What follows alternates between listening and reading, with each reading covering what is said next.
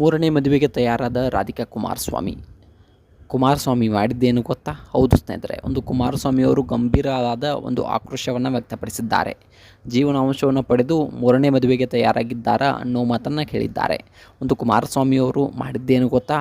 ಅಷ್ಟಕ್ಕೂ ಮೂರನೇ ಮದುವೆ ಆಗ್ತಿರ್ತಕ್ಕಂಥ ಹುಡುಗ ಆದರೂ ಯಾರು, ಏನನ್ನ ಕೆಲಸ ಮಾಡ್ತಾರೆ, ಇದ್ದಕ್ಕಿದ್ದ ಹಾಗೆ ರಾಧಿಕಾ ಅವರು ಈ ನಿರ್ಧಾರವನ್ನು ಯಾಕೆ ತೆಗೆದುಕೊಂಡರು, ಇದೆಲ್ಲದರ ಬಗ್ಗೆ ಸಂಪೂರ್ಣವಾದ ಮಾಹಿತಿಯನ್ನು ಈ ಒಂದು ವಿಡಿಯೋದಲ್ಲಿ ನಾನು ನಿಮಗೆ ತಿಳಿಸ್ಕೊಡ್ತೀನಿ.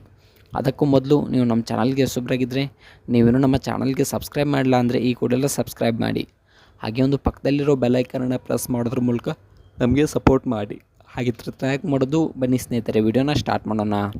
ಇನ್ನು ಮೊಟ್ಟ ಮೊದಲದಾಗಿ ನೋಡಬೇಕಪ್ಪ ಅಂತಂದರೆ, ಒಂದು ರಾಧಿಕಾ ಕುಮಾರಸ್ವಾಮಿಯವರು ಮೊದಲನೇ ಮದುವೆ ಆದಾಗ ಒಂದು ಬಿಸ್ನೆಸ್ಮನ್ ಅವರೊಂದಿಗೆ ಮದುವೆಯನ್ನು ಆಗ್ತಾರೆ.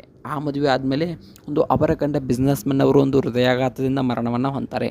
ಸೊ ಅಂದಿನ ಕಾಲದಲ್ಲಿ ರಾಧಿಕಾ ಕುಮಾರಸ್ವಾಮಿಯವರು ತುಂಬ ಅಂದರೆ ತುಂಬಾ ಫೇಮಸ್ ಇರ್ತಾರೆ. ಯಾವ ರೀತಿ ಅಂದರೆ, ಕನ್ನಡ ಇಂಡಸ್ಟ್ರಿನೇ ಅವ್ರು ಇಲ್ಲದೆ ಹೋದರೆ ಒಂದು ಕನ್ನಡ ಇಂಡಸ್ಟ್ರಿನೇ ಇರೋದಿಲ್ವೋ ಅನ್ನೋ ರೀತಿಯಲ್ಲಿ ಒಂದು ಫೇಮಸ್ ಆಗಿರ್ತಾರೆ.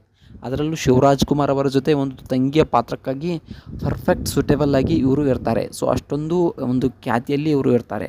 ಅಣ್ಣ ತಂಗಿ, ದೇವರು ಕೊಟ್ಟ ತಂಗಿ, ಹಲವಾರು ಸಿನಿಮಾಗಳಲ್ಲಿ ತುಂಬ ಅಂದರೆ ತುಂಬಾ ಫೇಮಸ್ ಆಗಿಬಿಡ್ತಾರೆ.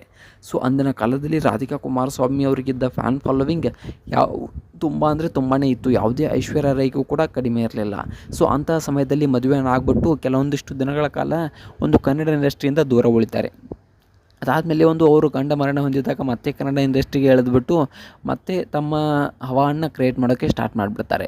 ಆಮೇಲೆ ಇದ್ದಕ್ಕಿದ್ದ ಹಾಗೆ ಕೆಲವೊಂದಿಷ್ಟು ವರ್ಷಗಳ ಕಾಲ ಕನ್ನಡ ಇಂಡಸ್ಟ್ರಿಯಿಂದ ಮಾಯವಾಗಿಬಿಟ್ಟು ಒಂದು ಕುಮಾರಸ್ವಾಮಿಯವರೊಂದಿಗೆ ನಾನು ಮದುವೆ ಆಗಿದ್ದೇನೆ ಅನ್ನೋ ಮಾತನ್ನು ಇದ್ದಕ್ಕಿದ್ದ ಹಾಗೆ ಬಂದು ಹೇಳಿಬಿಡ್ತಾರೆ. ಆವಾಗ ಇವರಿಬ್ಬರಿಗೂ ಮದುವೆ ಕೂಡ ಇದೆ ಅನ್ನೋದು ಕೂಡ ಎಲ್ರಿಗೂ ಗೊತ್ತಾಗುತ್ತೆ. ಸೊ ಅದನ್ನು ಕುಮಾರಸ್ವಾಮಿಯವರು ಒಪ್ಕೊಳ್ತಾರೆ. ಕೆಲವೊಂದಿಷ್ಟು ದಿನಗಳ ಬಳಿಕ ಅವರಿಗೂ ವಿಚ್ಛೇದನ ಆಗುತ್ತೆ. ಇದಾದಮೇಲೆ ಏನಾಗುತ್ತೆ ಅಪ್ಪ ಅಂತಂದರೆ, ಒಂದು ಇವರಿಬ್ಬರು ದೂರ ಇರ್ತಾರೆ. ಮತ್ತು ಕನ್ನಡ ಇಂಡಸ್ಟ್ರಿಯಲ್ಲಿ ಸಕ್ರಿಯರಾಗ್ತಾರೆ. ಆದರೆ ತುಂಬ ಫಿಲ್ಮ್ಗಳನ್ನು ತೆಗೆಯೋಕ್ಕೆ ಸ್ಟಾರ್ಟ್ ಮಾಡ್ತಾರೆ. ಆದರೂ ಕೂಡ ಮೊದಲಿನ ಪಾಪ್ಯುಲಾರಿಟಿ ಇವರಿಗೆ ಸಿಗೋದಿಲ್ಲ. ಇಷ್ಟೆಲ್ಲ ಆದಮೇಲೆ ಕುಮಾರಸ್ವಾಮಿ ಅವರಿಂದ ಜೀವನಾಂಶವನ್ನು ಕೂಡ ಪಡೆದಿದ್ದಾರೆ. ಇನ್ನು ನೋಡಬೇಕಪ್ಪ ಅಂತಂದರೆ, ಕನ್ನಡ ಇಂಡಸ್ಟ್ರಿಯಲ್ಲಿ ಮತ್ತೆ ನಾನು ಬೆಳಿಬೇಕು ಅನ್ನೋ ಒಂದು ಛಲದಿಂದ ತುಂಬಾ ಒಂದು ಪ್ರಯತ್ನವನ್ನು ಮಾಡ್ತಾ ಇದ್ದಾರೆ. ಸೊ ಆದರೆ ಮೊದಲಿನ ಥರ ಯಾವುದೇ ಕ್ಲಿಕ್ ಆಗ್ತಾ ಇಲ್ಲ. ಸೊ ನೋಡಬೇಕಪ್ಪ ಅಂತಂದರೆ, ಮೂರನೇ ಮದುವೆಗೆ ಕೂಡ ಸಜ್ಜಾಗಿದ್ದಾರೆ. ಸೊ ಒಂದು ಬಿಸ್ನೆಸ್ಮನ್ ಅವರೊಂದಿಗೆ ಮೂರನೇ ಮದುವೆಗೆ ಒಂದು ಸಜ್ಜಾಗಿದ್ದಾರೆ ಅನ್ನೋ ಸುದ್ದಿಗಳು ಕೇಳಿ ಬರ್ತಾ ಇವೆ. ಇನ್ನು ಕುಮಾರಸ್ವಾಮಿ ಅವರು ಇದಕ್ಕೆ ಆಕ್ರೋಶವನ್ನು ವ್ಯಕ್ತಪಡಿಸಿದ್ದಾರಂತೆ. ಯಾಕಪ್ಪ ಅಂತಂದರೆ, ಜೀವನಾಂಶವನ್ನು ಪಡೆದು ಮೂರನೇ ಮದುವೆ ಆಗೋದು ಸರಿಯಲ್ಲ ಅನ್ನೋ ಮಾತನ್ನು ಕುಮಾರಸ್ವಾಮಿ ಅವರು ಹೇಳ್ತಾರಂತೆ.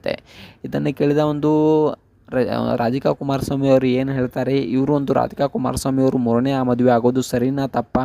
ಸೊ ಮೂರನೇ ಮದುವೆ ಆಗೋದು ತಪ್ಪಾ ಅಥವಾ ಸರಿನಾ? ಇದ್ರ ಬಗ್ಗೆ ನಿಮ್ಗೆ ಏನು ಅನಿಸ್ತಾ ಅನ್ನೋದನ್ನು ಕಮೆಂಟ್ ಮಾಡಿ.